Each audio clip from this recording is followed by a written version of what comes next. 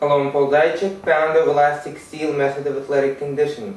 Today we're going to talk about basic footwork. We're going to talk about the basic steps. Most people know it as a step slide. You step, you slide. You step, you slide.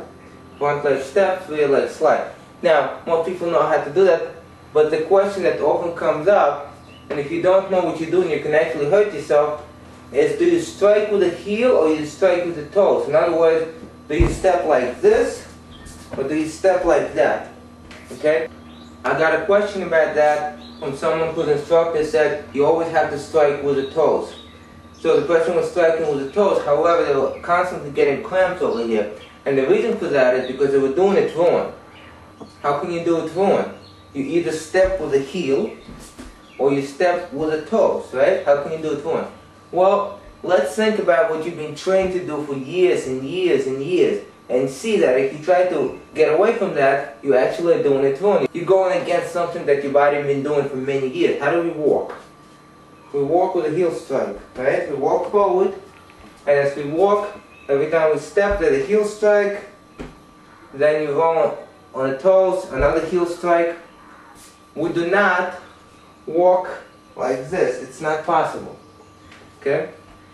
What does that transfer in fighting? How does that transfer into fighting? Well, if you're going to step with this leg aligned directly forward, you have to strike with the heel. Okay? And that's how you step. Some styles do that. That's how they step. They strike with the heel. That's how you're going to do it. If you try to strike with the toes, as the person who asked me this question was doing all the time, your body's not used to that. If the leg moves this way, it's used to strike with the heel.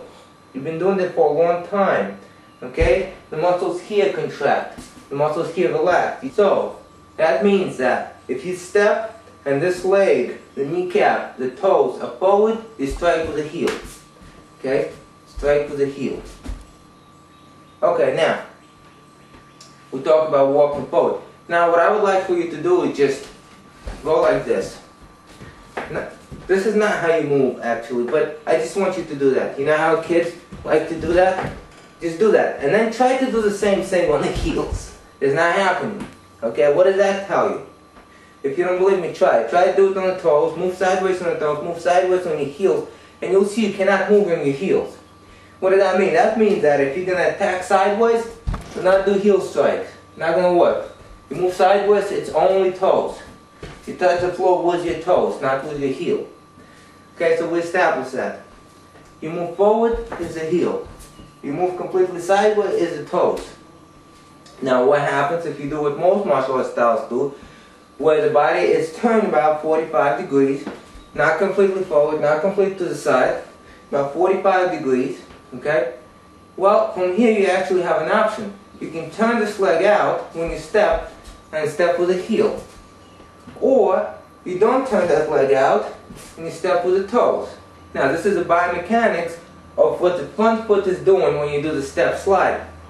Now, I was also asked my personal opinion. I'll give you my personal opinion. Okay? When you step, and you want to get there, you want to be as stable as possible so you can do something. If you get there and you're not stable, you cannot do anything once you got there. That means that if you got closer to your opponent, if you got further from your opponent, if you made an angle, if you made a cut, okay?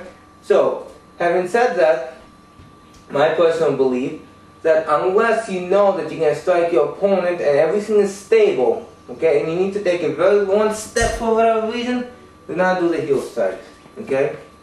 I do it sometimes in those situations, but most often it's the toes, okay? You step with the toes. Now, I want you to think about something, okay? Even if you don't have that situation or those conditions in front of you, I want you to think about them. You're walking, it's winter, okay? You're walking on ice. There's ice on the floor. And there's a puddle of water and you want to jump over it. Are you going to jump over it with your heels? Or are you going to jump over it with your toes touching? I guarantee you're going to jump over with your toes touching if you know what you're doing, if you have a feel for it. If not, your heel strikes, your heel can slide. You don't get much control touching the ground with your heel. Okay? You get much better control touching the ground with the toes and the heel drops right away. If you take a very long step, most likely you won't have to do that heel strike if you take a very long step. And some people do that. Okay? There's more weight transfer if you strike with the heel. However, there's less control if you do that. This week we talked about what your front foot does when we step.